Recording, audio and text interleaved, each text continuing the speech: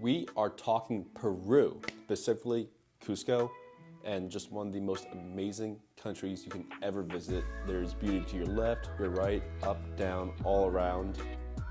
Just amazing. And all I'm saying is that this opportunity, if you get the chance, take it. Peru is a must-have and should be on your bucket list. I mean, it's on my bucket hat, but neither here nor there.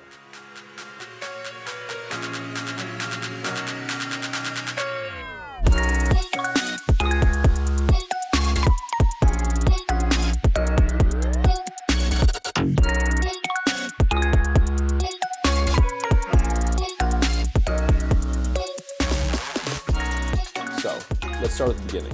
Flying out of Charlotte and first into Lima. And let me just say, when you get into Lima and going from there to Cusco, the airport is gonna be very, very different from anything you're used to, on American soil. It's, you're flying domestically within Peru.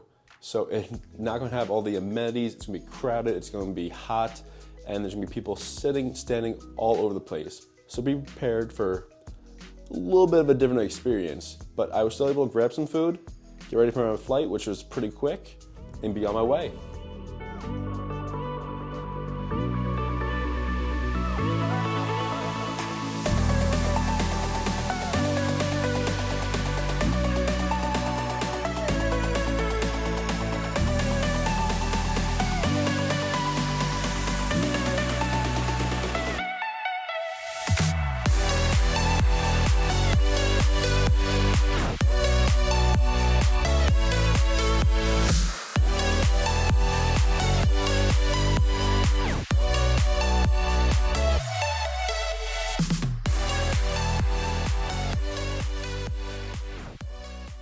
First day there, I hit the ground running.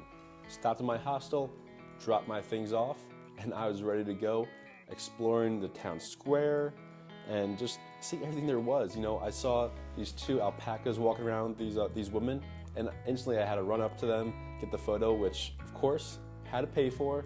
And again, quickly learned the conversion rate is not what I expected, as they were just demanding more and more money out of me to take these photos. But hey, when you get a good shot, you got a good shot and you gotta take it.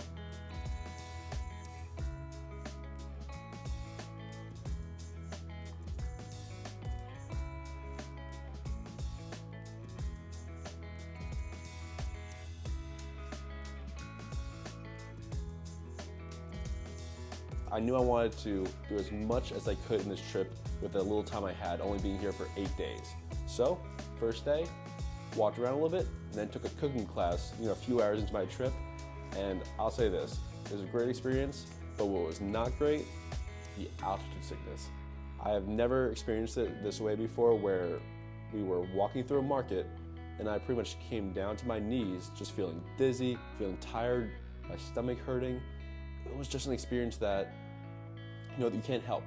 You're not gonna be able to avoid it. If it hits you, it hits you.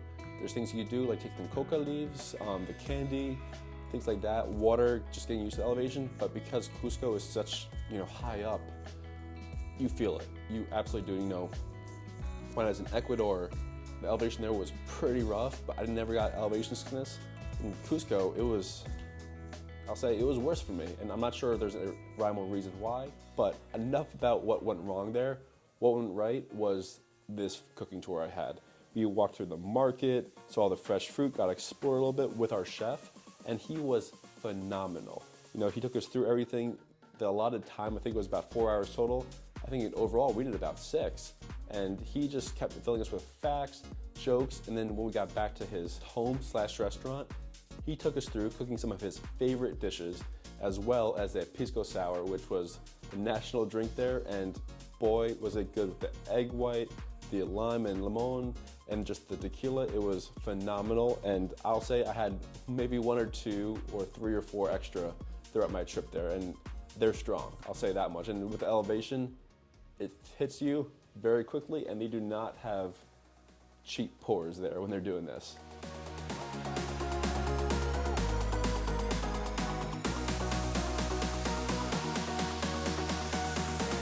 Talk about fighting for some beauty.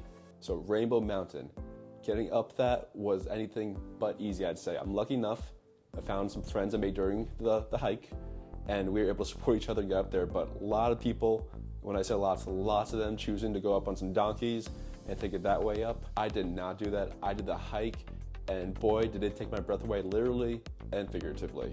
So the views are spectacular, but going up there, the elevation again just gets to you, and you look around at everybody and I see all these donkeys going up carrying people, and I'm just thinking, wow, I wish I could jump on right now and be able to make this a whole lot easier for me.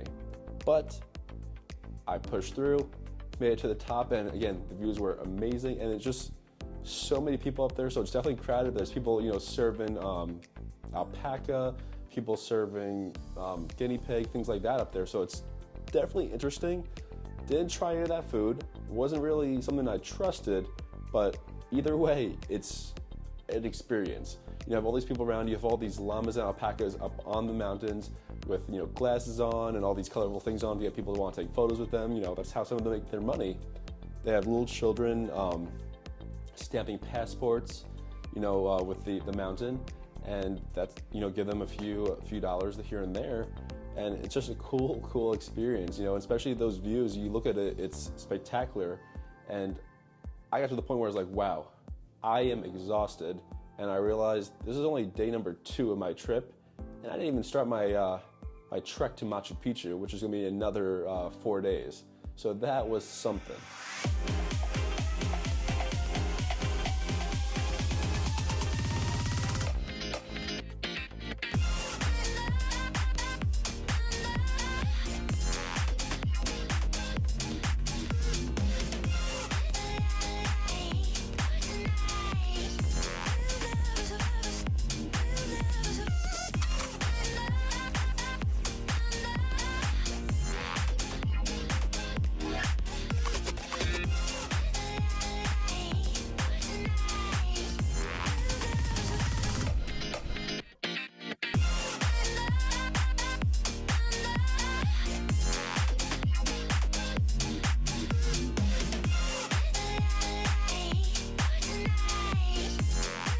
Yeah, very lucky with my group.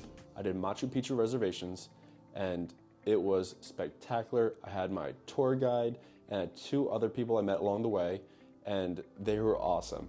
Became good friends, and things started off with breakfast the first day, getting up bright and early, and what better way to start a trip than with some mountain biking.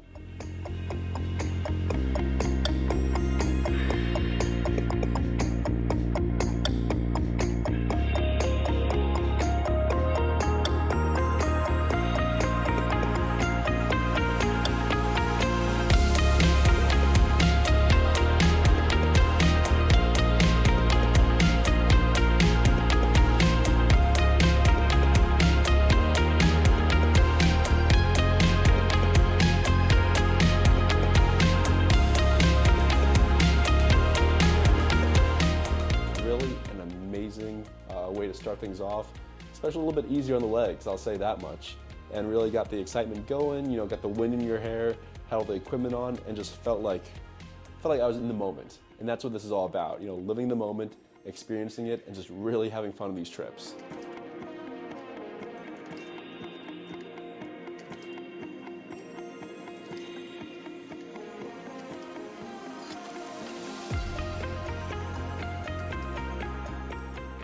Now, how do you top mountain biking? Simple, whitewater rafting. I mean, talk about a first day on this trek, just getting all the adventure in, and let me say this, I've never done whitewater rafting like this before, and it was fun, all right? You were splashing, at one point I even jumped in, I had to be carried back out, but it was a great experience, and let me just say this, I was loving it. My trip on my raft was full of a bunch of people, I'd never met before from all over the world. But it was awesome. Our tour guides on that, they're having fun. They were joking with us. We were just yelling out Pisco Sour. And it was an experience, that I will always remember, and just think back to it. I could still feel the water splashing in my face and just taking that in, the biggest smile on my face, being, one of the crazy guys there. And it just, again, memories that will last forever, saying that I went whitewater rafting in Peru. Something that I'm sure a decent amount of people can say, but the memories, man, that's what it really is about.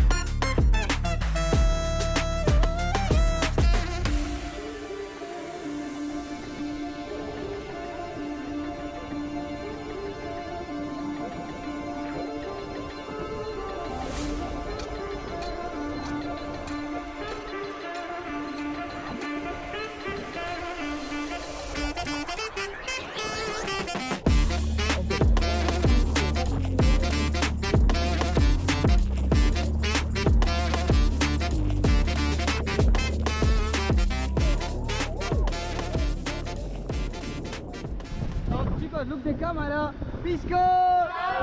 Pisco! Paddle forward! Day 2 is when things started to get strenuous with about 9 hours of hiking, and a good portion of it was uphill, and let's just say my knees, they felt it. The downhill part, that's what I do great in that. The straight ahead, easy. But a lot of it wasn't like that because a Peru flat is different than what we may consider flat in America. So a Peru flat is a little bit more uphill, rocky, and all over the place.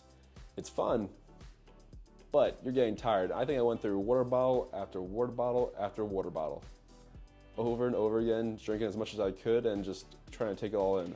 And I learned quickly, I need to pack lighter.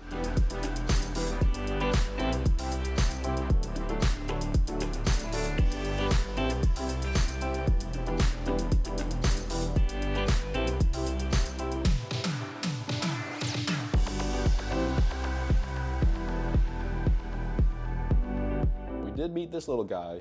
I learned he's related to capybara, but not quite that. But this was a little hostel we found called the Monkey Hostel in the side of the mountain that took us a few hours to get up here, run by this older lady who's probably about in her 70s and lived here her entire life. She has these different bottles of tequila with a snake inside, which the snake stands for intelligence there, and that was a really cool experience trying some of that. Pretty smooth. She had coffee, different snacks, and then again, just these animals that were there. They used to have monkeys, not anymore, so I did miss that. But for a little rest stop, it was amazing. Somebody in my group did get a bottle of tequila, so we had that for later on. But it was just a fun time to stop, regroup, and just look at the view and look at how far we came. Because I know there's thoughts in my head going, wow, I wish I could turn back. But I'm really glad I didn't. Right, my bro. ¿Yo es bonito?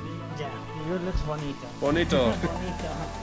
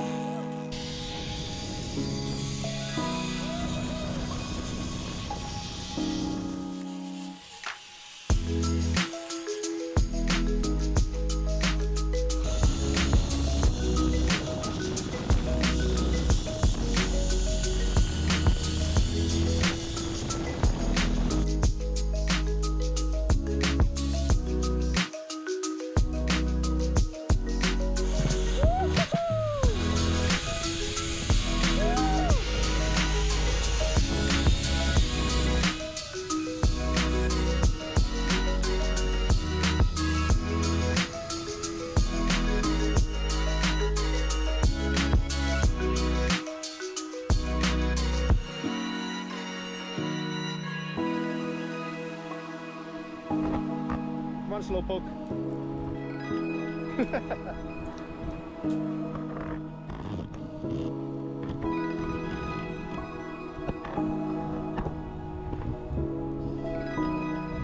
So, I didn't get any video of it, but I will say that one of the most rewarding things was after the 8 or 9 or 10 hours of hiking, whatever ended up being, was no doubt the hot springs. You know, they had 3 different levels. I didn't get video of it. I was too tired, and all I wanted to do was just sit there.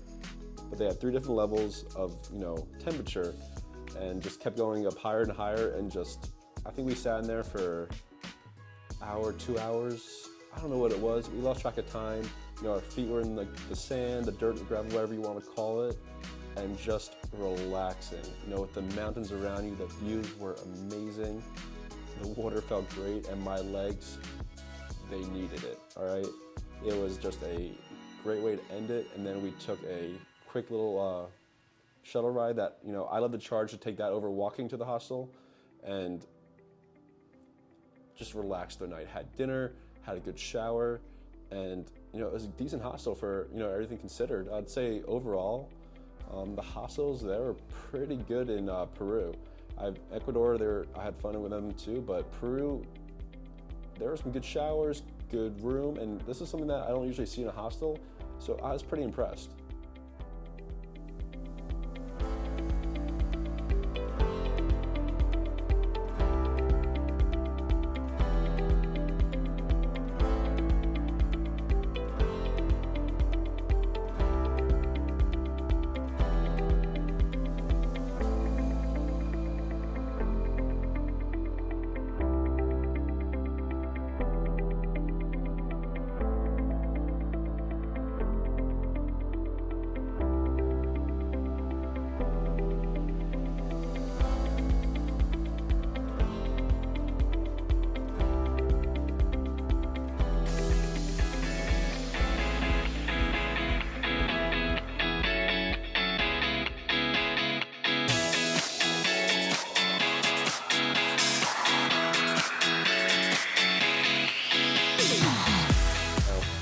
How can we do this without talking about Machu Picchu? It was a phenomenal experience being able to witness this historic spot. You know, being there with the cloud cover, coming and going. We got there early in the morning.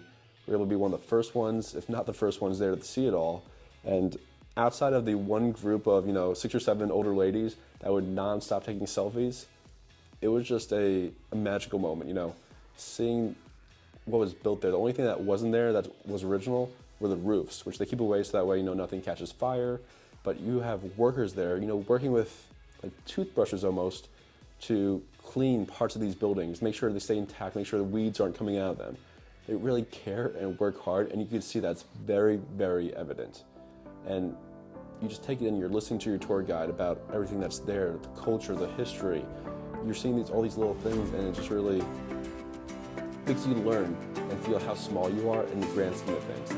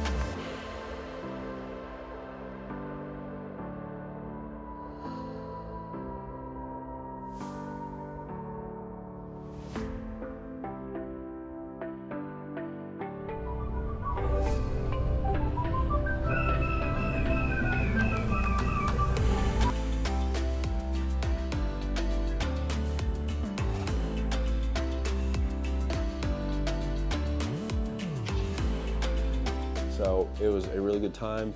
I'm lucky for the people I met, and I wouldn't trade this trip for anything. You know, I cannot wait to go to my next spot, keep exploring, and Machu Picchu, Cusco, Peru. I'll remember this trip for forever. It was phenomenal, and again, if you can do it, why not? Stay curious, explore, there's so much out there to see, and I hope to see you along the way, because that's what this is all about: traveling, meeting people, learning culture, and just enjoying life. So what's stopping you from getting out there?